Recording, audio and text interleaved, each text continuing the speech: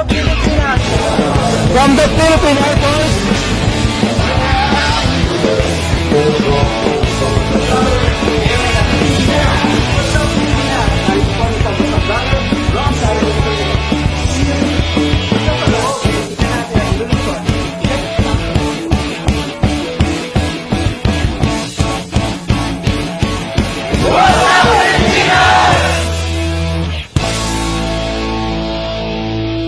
Around touring the different parks and gardens around the city of Manila. So today, dito po tayo sa Paco Park.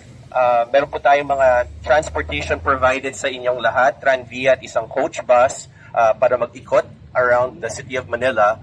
So around 5 p.m., mga 5:30 babalik po tayo dito. So you don't have to bring your cars. You can bring your cars if you wish to the other different areas. May mga parking slots din na available. Pero kung gusto niyo sumabay or sumakay sa ating mga Tranvia or coach bus, pwede rin. We also have lunch provided for you and some refreshments later in the afternoon provided thanks to the City of Manila, DT Cam. My name is Jez Abelar. I am the Deputy Executive Director of the National Parks Development Committee. We handle this park, Paco Park, and Rizal Park. We are an attached agency of the Department of Tourism. So we are tasked to manage and develop parks, specifically these two parks that are of national interest. Hindi siya national in scope, but of national interest kasi dito po nakalibing ang ating mga bayani. So primarily si Gomburza, which we'll go around later, at si Jose Rizal sa Rizal Park. So yes, we have about 50 participants from the different LGUs, different government agencies, the private sector.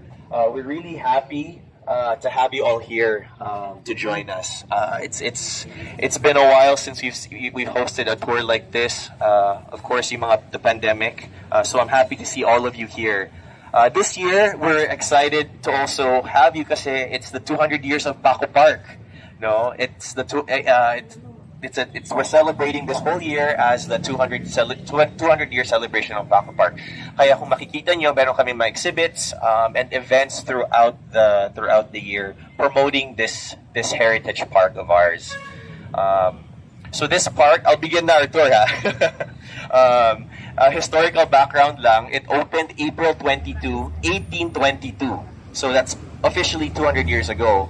But there was a cholera epidemic that happened 1820. So nag-soft opening sila ng 1820. They had to bury a lot of people. The epidemic did not just happen in Manila, but other parts of Asia.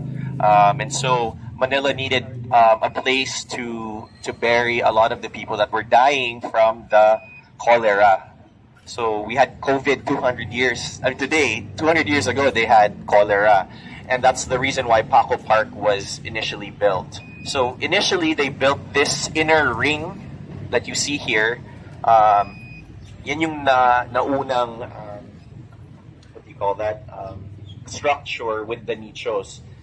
Comes with that yung chapel na makikita natin mamaya. And this was originally the Paco Park. It's a municipal cemetery talaga. And so a lot of what you see here is original. Mostly, this was not damaged at all. Damaged a bit, but not significantly during World War II. So most of what you see here is actually preserved from 100, 200 years ago. Yeah, so these are original trees. It's a big ones. They're heritage trees, so they've seen Rizal, they've seen our heroes that were buried here. Mga nicho na nakikita ninyo, you see here, this whole area. You guys can come in. Okay.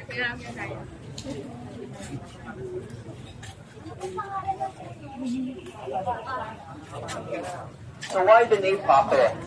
Paco comes from the name Francisco. It's the Franciscans were the first who settled around this area who settled in this area during the Spanish era. Of course, there were other Tagalog kingdoms in the area, Kingdom ng Manila, Kingdom ng and along the Pasig River, different kingdoms. But when the Spanish settled here, they called this area Paco or San Francisco. San Francisco. But there's also another name for this area called Dilao. So why Dilao? There's many speculations why Dilao. Well, there was also a contingency of Japanese settlers here that they were expelled out of Japan because they were Catholics, and so they settled here in the Dilao area during the 1700s. So if you go to where Paco Station is, Plaza Dilao doon, and there's a statue of a Japanese samurai. So siya yung leader ng mga Japanese Catholics na lumipat dito and settled dito sa Paco area ng Manila. So they call this place Dilao also. So Paco and Dilao, or San Fernando de Dilao, is another name for this area. And so the Japanese settled there. I think that there's about 700 Japanese that settled in the area throughout the 1700s onwards. And of course, a lot of other Chinese. But this place in 1822 catered primarily to the remains of aristocratic families. So mostly mga, of course, yung may kaya, they were able to bury themselves here. And these niches were not in perpetuity. They had to rent this for 20 pesos. I think every year. So hindi siya forever. Walang forever. Pero itong mga nandito, there's still about 30 plus na natitira. So baka yun yung mga yun yung magiging forever. I guess they'll be around. A lot of the bodies were already exhumed and removed throughout the last centuries before when they created our agency to manage this park. So wala na pong mga bodies for the majority of the nichos here. Mga 30 plus na lang natitira kasi wala pong nag-claim sa kanila. The other bodies were removed by the families, buried elsewhere, and all the rest are still here. One of our famous ones, I think, is a relative of Enrique Iglesias. So the singer, the Preisler family was also buried here. So you'll see the baby great uncle of Enrique in the back, and many other personalities during that time. So let's.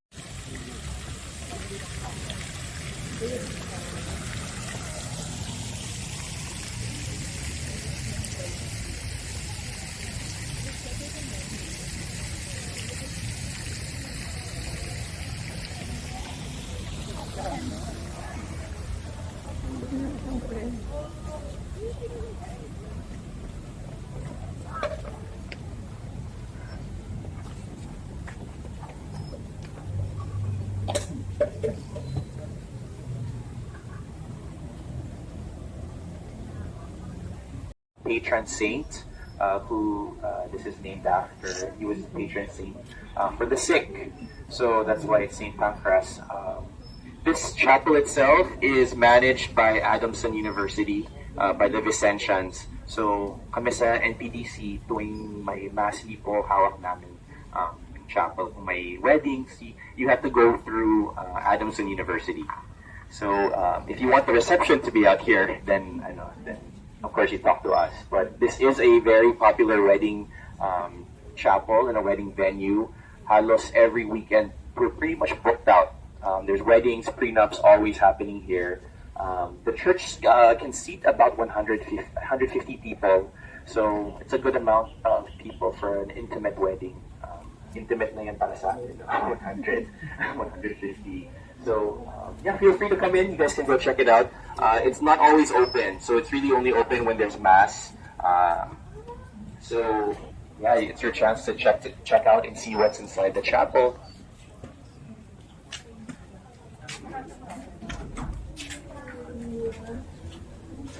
Yeah, so many times the weddings would take place here, and then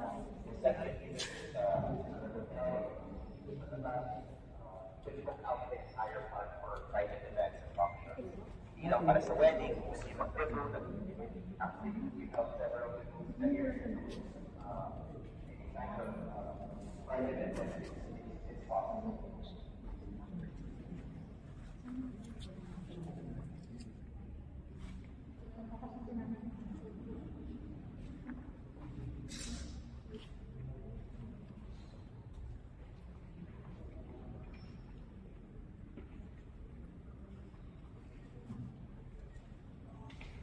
Okay. Dati kasi, itong area na to, malayo siya sa Intramuros. Ito yung parang outskirts na ng city. Kasi yung city dati, doon lang talaga sa Intramuros, no? And Binondo area. So when they were thinking of a cemetery, it had to be far, hindi talaga sa, sa malapit sa town or with the city. So kaya dito tayo sa San Fernando de Dilao, this is where Paco Park is. Medyo malayo-layo pa siya. Today, it's also, of course, it's part of the city, pero it's back then it was far.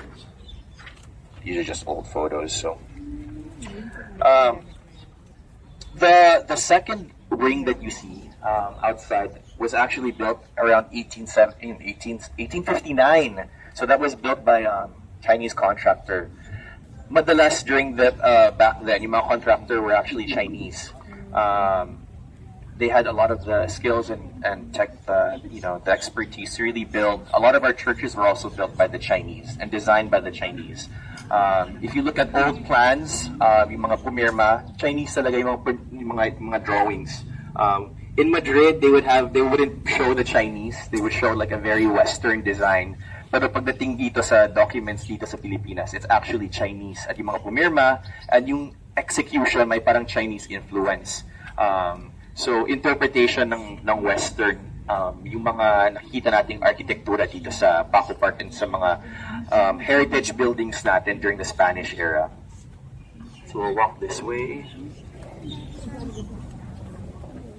Yeah, so this circular design, I mean, it's very common for cemeteries back then to have a circular design. Yung Raha Sulaiman dun sa Malate, that actually used to be a cemetery also. Kaya siya bilog. Yung Nagcarlan sa Laguna, bilog din siya. Also a heritage cemetery that looks like Paco Park. You take your pictures here. This is a famous yung mga influencers. What? Why? Why is it famous?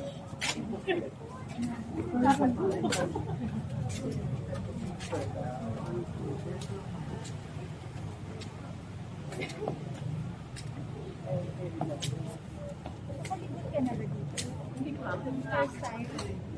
Parang ang tagal na hindi ko na rin. Sa mga parks na pupuntahan mo, parang force ang sabi lang. O yung 300.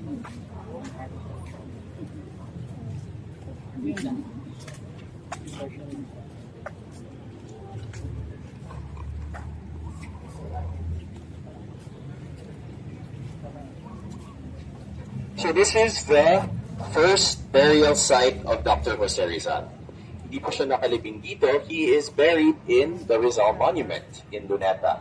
So this is a site preserved because it is the first burial site. So after he was executed in Luneta on December 30th, 1896, his remains were picked up by San Jose de Dios Hospital in a carriage and secretly brought here. Nobody knew where they brought the body. Kaya the family searched everywhere, different cemeteries, looking for his remains. And they spoke to a caretaker, and they saw a freshly dug grave, and confirmed that this was where he was buried. And so the family eventually erected this cross. Well, you have here this cross here. Here's an old photo from 1907 of this site. Why is it RPJ? Baliktad, no? Yung initials niya. It's backwards because they needed to not make it obvious na dito nakalibing si Rizal. So they didn't want people to know that it was Jose Rizal that was buried here. So kaya RPJ baliktad. It should be JPR, no? when the Philippines became under the Americans, that was when the family wanted to exhume his remains. So in 1898, when the Philippines became an American under the Americans, Jose Rizal's remains were taken by the family and put in an urn and brought to their home in Binondo. And they kept him there until they built the Rizal Monument in 1912. And then 1913 was when they officially inaugurated the Rizal Monument and named it later Rizal Park. No? So this is the first burial site of Dr. Jose Rizal. And I like this photo. So yung remains ni Rizal, diba, it was in Binondo in their family home for like more than a decade. Before they moved him to the monument, they had a parang a viewing in Ayuntamiento sa yung today's Bureau of Treasury, and then they had a procession from Intramuros to the Rizal Monument, where they finally laid his remains to where he is today. This here to your left is where the children are buried. So itong cluster na to at yung sa kabila, ito yung site ng mga children are very, very, very, so kaya mas maliit yung mga nicho. This cluster has the most names actually. So if you go around in there, you'll see a lot more names. During the Halloween, we bring like a very similar people with very high or and there are a lot. We watch the person, but every couple of meters, every like 2-3 meters, there's like a different energy. So there's so much happening here. There's so much history. Kaya yung energy naman dito, very playful daw. Ang dami daw mga bata na naglalaro. Minsan daw, yung our people that join our tours, nakalipin sila or hindi nila yung buhok. May gano'n. So don't be surprised if someone pulls your hair or touches Those stories. I want. We're approaching the infant site and ossuary, so Osario and the Sitio de Infantes. This is the site for infants. So kung may mga children tayo dito, ito naman yung mga infants. So you see images of angels, say little angels are buried here. So even younger than the people. So they're not necessarily somewhat foreign. Kumbaga in type Yes.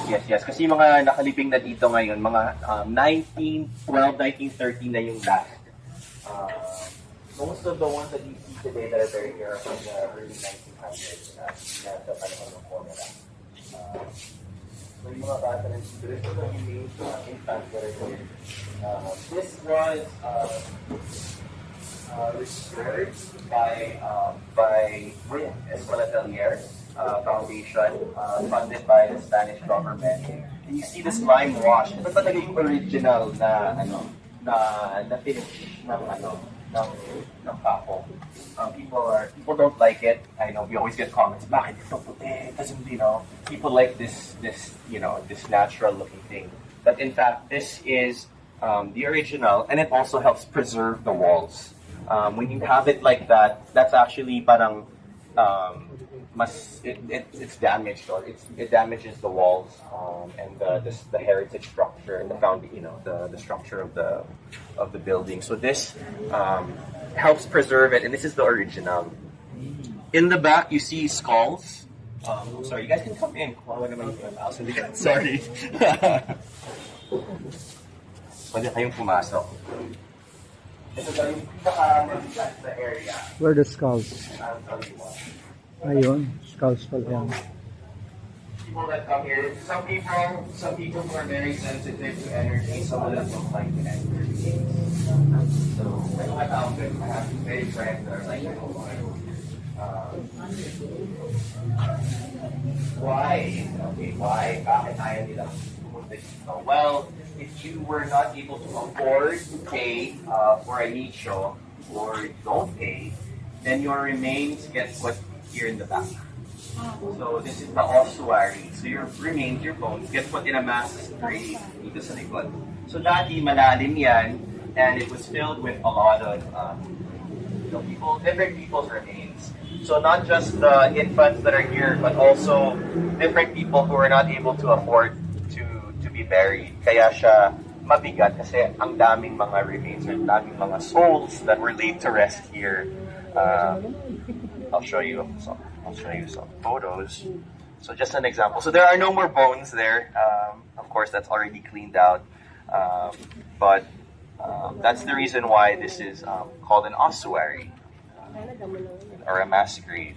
So yeah, the funds to do that. So we've been requesting from Congress and to give us extra capital budget to really implement a conservation plan and restoration and rehabilitation for Paco Park. So that's still in the works. Here's an example of some of the bones in the graves that were here. Yeah, it's quite. Bakit po siya? Sama-sama na. Ano ba siya? Sama-sama na, yeah. Mass grave talaga eh. So, yeah. So here, dito na rin ang mass grave. Dito. Dito. Yeah. Ito yung mass grave. Yeah. Yes, of course. I mean, it was so notorious back then. Pati si Rip, please believe it or not, kilala niyo siya. He came here in the 1930s. So, to explore and see Paco Park. So this area stopped, Paco Cemetery stopped being a cemetery in 1930. So they stopped administering and burying people here in 1930. And then Okay. there's a Holy Spirit there.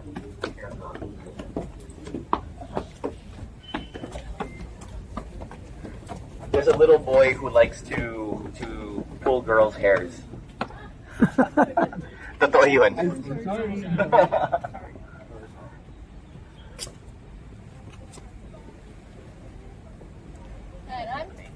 Hindi. So as I mentioned, it was under the administration of Imelda Marcos and Doy Valencia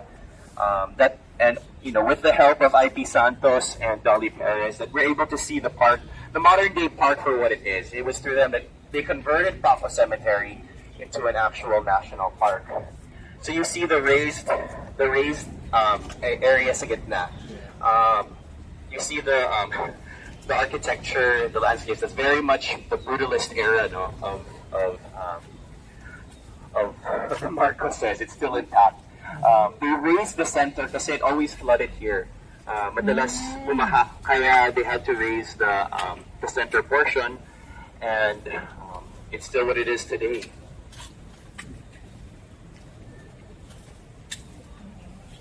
These are the heritage rain trees that are still here. Some of them have had disease, but we were able to save them and perform tree surgery.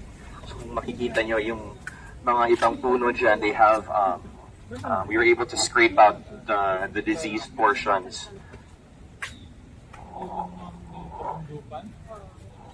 Kailangan kong bumaba.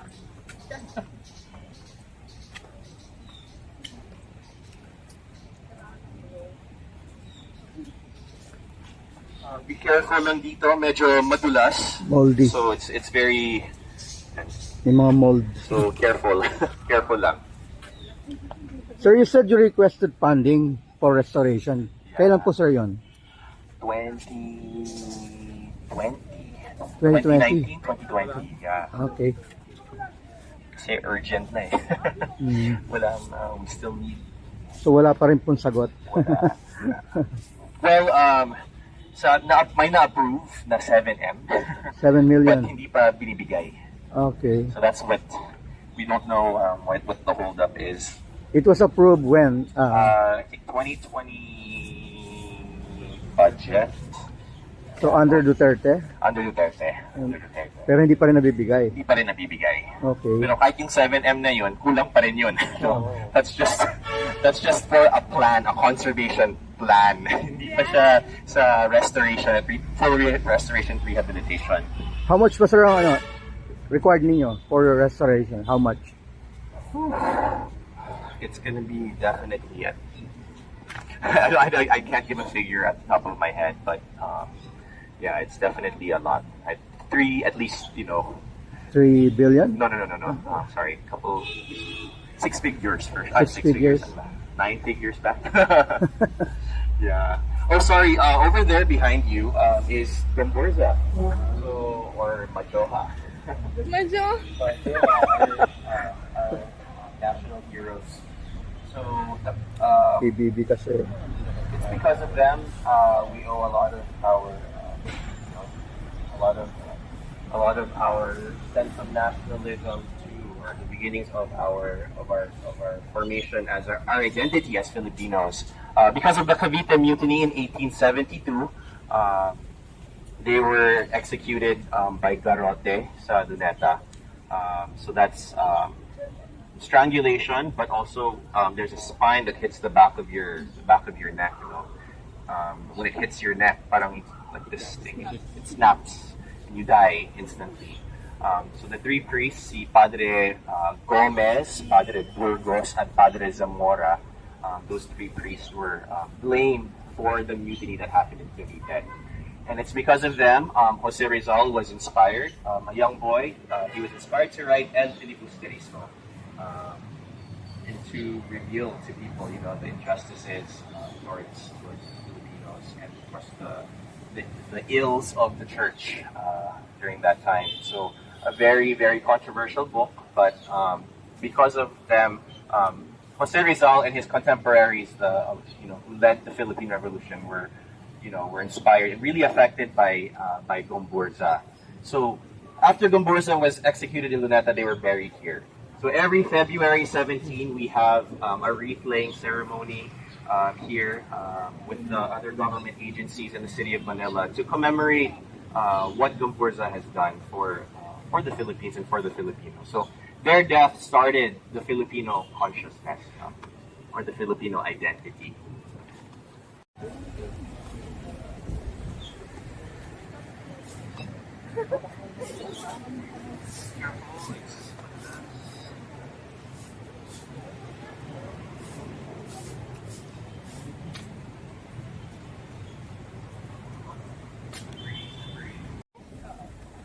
So these are Kalachuchi trees. They said they've been here for about 100 years already. So very old Kalachuchi trees. It was very customary before to plant these fragrant flowers in cemeteries. Yeah, that's why you see Kalachuchi in a lot of cemeteries. It is a a flower for funerals, no? Mm-hmm. Kalachuchi or plumeria in other countries. Those are the donya trees, as we call it, or those are native here to the Philippines. We call them the Musaenda trees, is their scientific name, Musaenda philippica. And depending on the color, it's named after a donya, or a Philippine First Lady. So you have Doña Aurora, Doña Luz, Doña Alicia, and you even have Queen Sirikit. So I forgot who's associated with what color, but so those are blooming all year round. So they're really beautiful here in the park. They're a good plant to have, very, very resilient and very lush. So they're native here. Yeah, they're native to the Philippines. Picture dito. No picture? Dito. Okay. So everyone, we are gonna take a group picture. So if we can have everyone just stand dito sa harap ng St. Pancratius Chapel. We'll take a quick picture. Okay.